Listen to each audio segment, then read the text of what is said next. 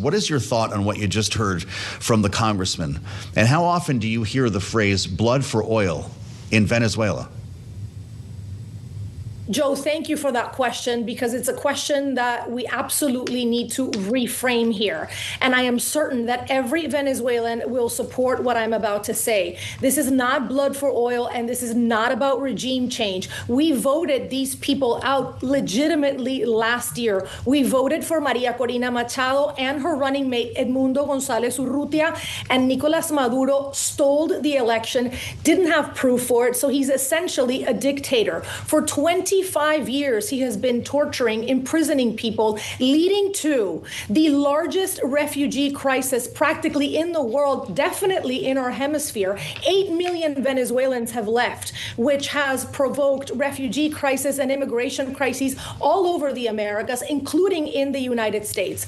This provoked a humanitarian crisis where in a country with so many barrels of oil, you didn't even have medicine or food. And if I may, I know it firsthand because I lost my father during that humanitarian crisis because of the lack of medicine. So this is a catastrophe that is happening, a 2.5-hour flight from Miami in our hemisphere, continuous human rights abuses that is also, by the way, spreading influence to places like Colombia, like Mexico, like Peru, and destabilizing the entire region. So this is absolutely not about oil. This is about us as a nation wanting to come back to the fold of Western democratic nations and to the values that those nations represent. And I believe it's in the interest of the United States and every single American citizen to want that as well. We have tried by every means necessary, including democratic means, to get rid of this regime. But again, as I mentioned before, Nicolás Maduro was a puppet, and you saw in his foolish, embarrassing, almost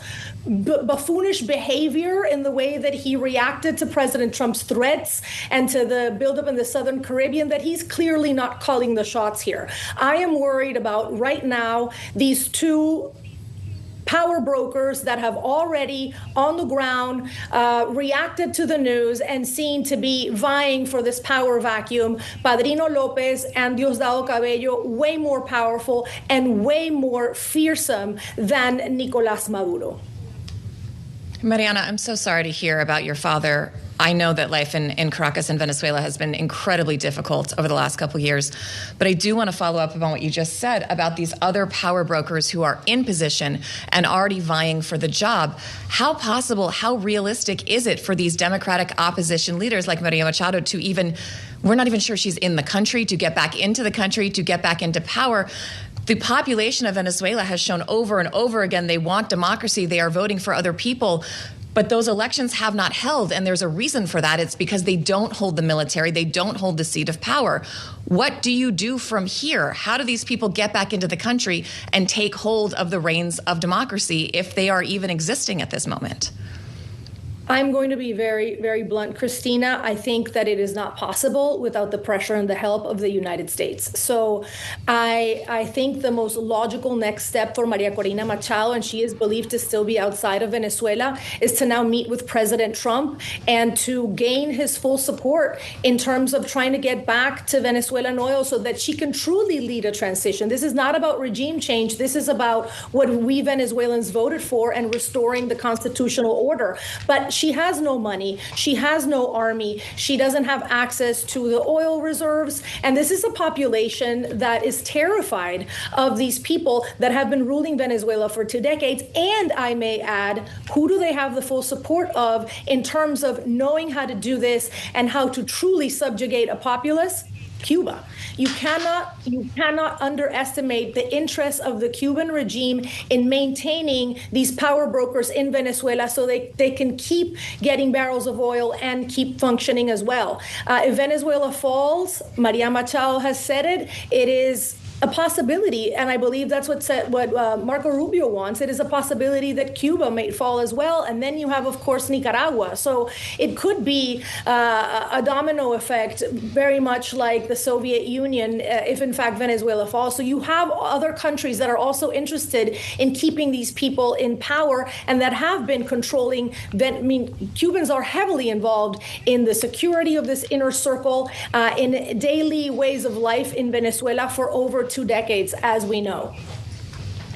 You talked earlier about Pedrino Lopez, who's the head of the military. Is there any wiggle room there? Is there any world in which, I know he's a Maduro loyalist, is there any world in which he's pragmatic enough to look at the power of the United States, to look at where the winds are going and switch sides and support the will of the people? It's not unheard of in power vacuums like this to see the military take charge and at least nominally say they're going to call for elections. Does that seem like the logical next step, even if he doesn't really want democracy, that the military steps up and say, we will support the will of the people? Or do you think they're going to stay with the line that they support Maduro and they're waiting for him to come back or to find out what happened to him?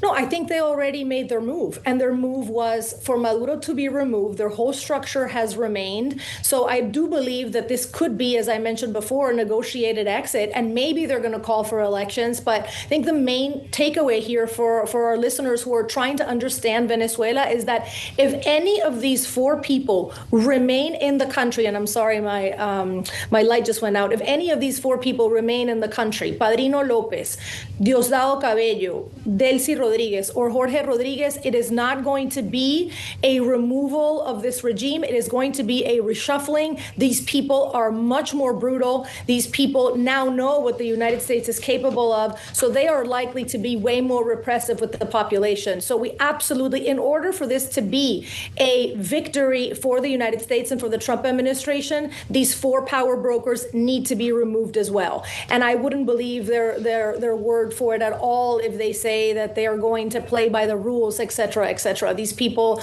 again, have committed heinous human rights abuses in Venezuela for decades, and if they remain, it's just going to be worse for the population.